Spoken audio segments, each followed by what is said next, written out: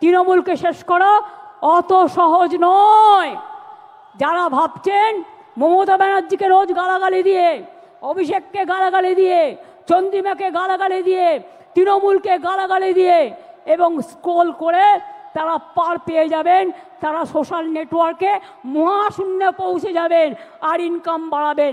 আরও টাকা চাই আপনাদের, আর কত টাকা হলে থামবেন? সবাইকে চোর বলছেন, সবাইকে ডাকাত বলছেন, লজ্জা করে না?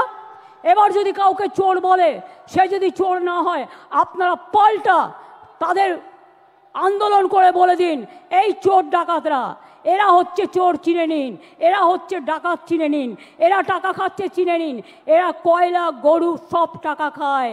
তার কারণ বিএসএফের আন্ডারে হচ্ছে বর্ডার, সিআইএসএফের আন্ডারে হচ্ছে কোল, রেল হচ্ছে আরপিএফের আন্ডারে।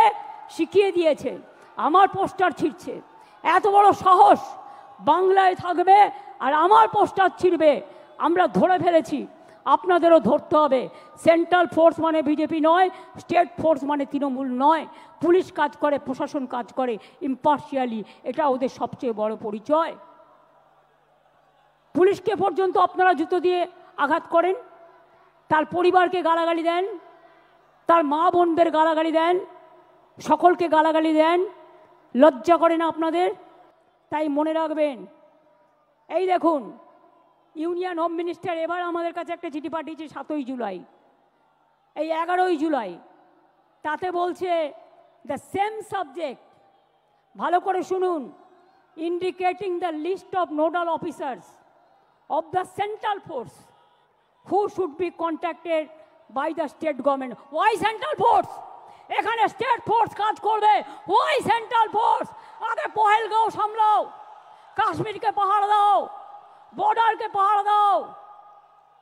অনুপ্রবেশকারী তো তোমরা ঢোকাও, ওটা তো আমাদের হাতে নেই। কাস্টমস আমাদের হাতে নেই, সেন্ট্রাল এক্সাইজ আমাদের হাতে নেই, রেল আমাদের হাতে নেই, সিভিল এভিয়েশন আমাদের হাতে নেই, বর্ডার আমাদের হাতে নেই। কি ভেবেছো ইডি আর সিবিআই পাঠিয়ে সবাইকে ধরবে আর সবাইকে জেলে পাঠাবে? একদিন একটা চ্যালেঞ্জ হয়ে যাক, কত লোককে জেলে জায়গা দিতে পারবেন আমি দেখতে চাই। কত লোককে জেলে জায়গা দিতে পারবেন আমি শুধু দেখতে চাই। এটা আমার চ্যালেঞ্জ রইল বিজেপি পার্টির কাছে, চ্যালেঞ্জ রইল। ড্যামেজ ম্যানেজ করা যায় না।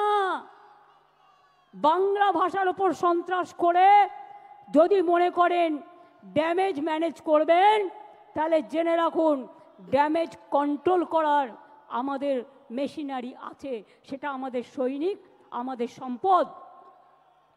2026-এ জিতবেন তো? আরে জোরে বলুন।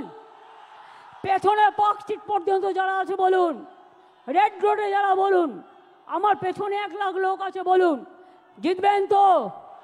লড়াই করবেন তো? হাম লড়েঙ্গে।